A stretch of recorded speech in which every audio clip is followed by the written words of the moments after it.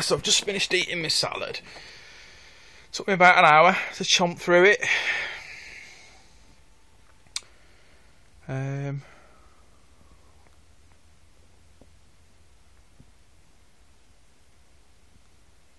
It was alright, it was nice, it was good gains, mate, it was good gains. I'm going to go and prepare my soup in a bit. And obviously you know what that's all about. The only thing I think I like is, it's obviously with this, when you first start doing this kind of thing, I think you need to eat quite a lot. I said yesterday that, you know, you're replacing high fibre foods with low density foods, so you need to eat more of it and so on. You know, when most of your diet's water, water based stuff, it can be a little bit less filling. I know myself, I've seen videos by people that have stuck with this thing for a long time, people like Dan McDonald and what's that other little weasel, strange little fella,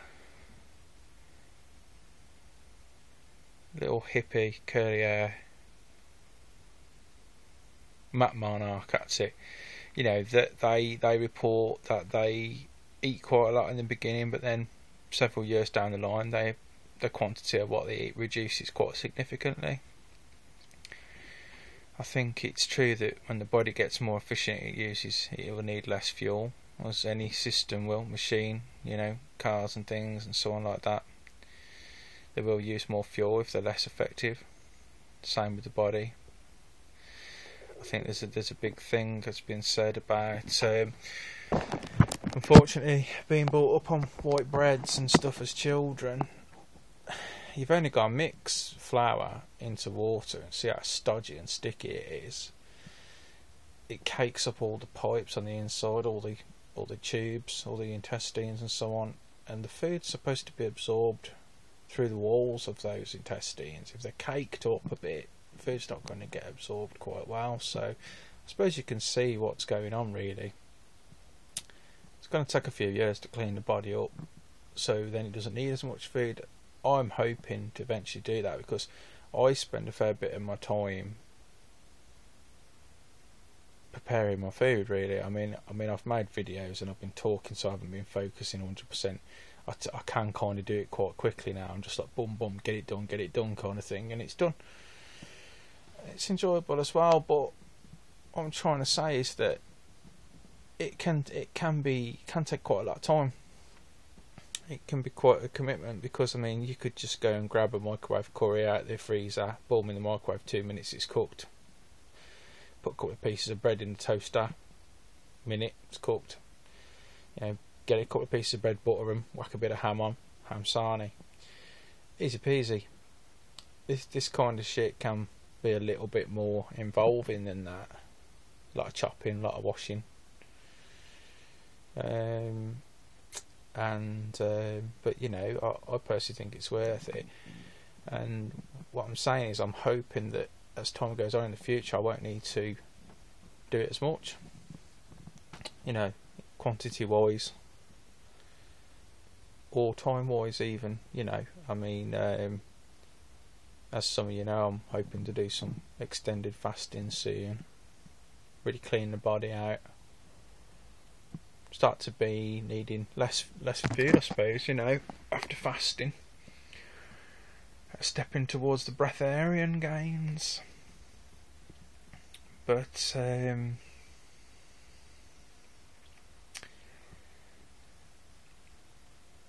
mean, I have heard it said that, you know, 1 meal a day and 2 meals a day. I think that comes from the Essene Gospel.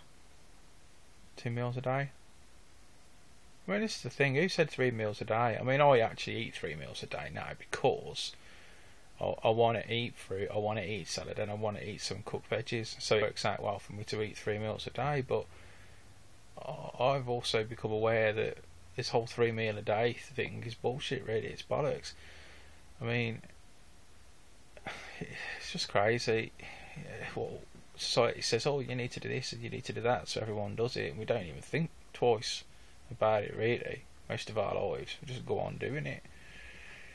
Bodybuilders will know very early on that they say fuck this 3 meals a day thing. They go for 5 meals a day, 5 smaller meals, and you know, so there are other eating plans that people soon discover.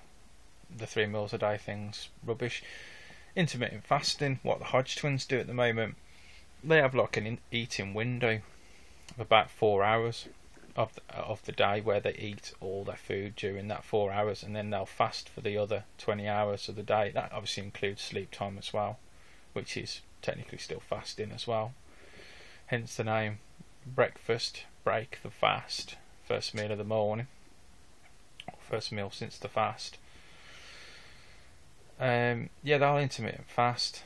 Apparently it's a very good way to lose weight as well. If you have an eating window and eat all your calories, the theory is that someone eats 2,000 calories and spreads it out throughout the day, and then the same person eats 2,000 calories and puts it into a 4-hour eating window, and then doesn't eat for the other 20 hours and then repetitively does that. The person that does the eating window will actually burn more of those calories and lose more weight, apparently. So of course, part of my interest is losing weight, because I certainly don't want to be fat or anything like that. I mean, I was getting quite big at one point, but with me, obviously, I'm focusing more on an internal level of cleanliness and efficiency for cellular regeneration, you know, of tissue, you know, rebuilding of tissue, you know, because of some of the problems I've got, and that's what I'm looking towards. And I know in all seriousness it's going to take time. I've got some good gains already. Been probably about 10 months now, I think I've been on it, and I've got some good gains already. But I know that I'm 37 now. I know that 37 years of incorrect living through incorrect understanding, and also from obviously my parents saying, yeah, eat your cornflakes and have your toast and give some crumpets and all this and that. You know, it's not their fault. They didn't know no better. I didn't know no better till 10 months ago. This is the thing, and this is why we're all on this journey of awakening to this truth, and then implementing it into our lives, and then trying to help other people achieve it too. But also, people have sometimes got a bit of you know, they've got a bit of an ego thing. The guard comes up and you start having battles with it, and you get all this crap that they've heard other people say that they've taken in. That's saying, well, where'd you get your protein from? Well, hang on a minute, fruit's got too much sugar in it, and all this bullshit. I mean, just live it and do it, and then you'll know what the score is.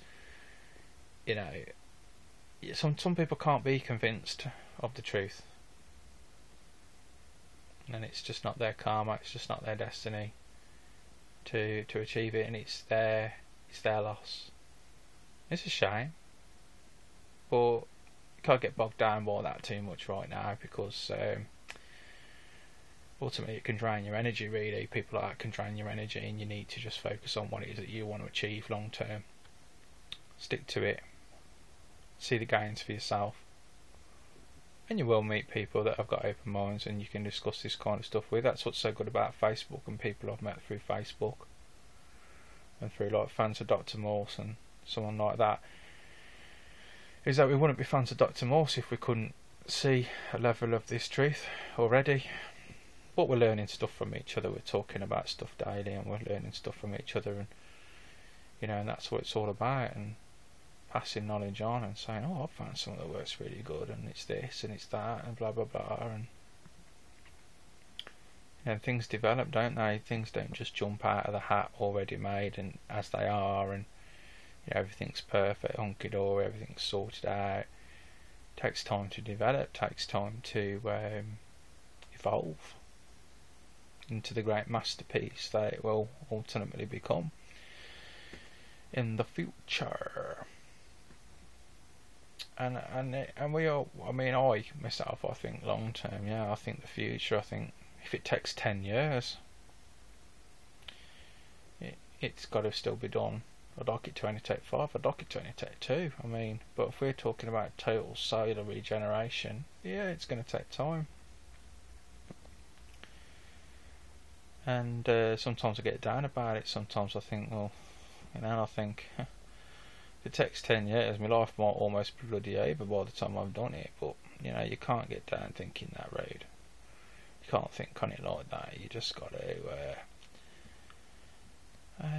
think that it's got to be worth a try, because on one hand, I could just go back to ignorance, like that guy in the Matrix, and he's like, I know this steak ain't real, but it sure does taste good. And he wants to get back. He wants to be reinserted into the Matrix. He's done all the porridge life, the cold porridge life, and you know what I mean. He wants some camel toe, man. I mean, he wants some sensual pleasure. He wants some sensory pleasure of the senses. He wants some stimulation. I understand him. I understand where he's coming from with it. It's a harder road to be like having a sane mind and so on, but it's a more rewarding road long term, I do believe. And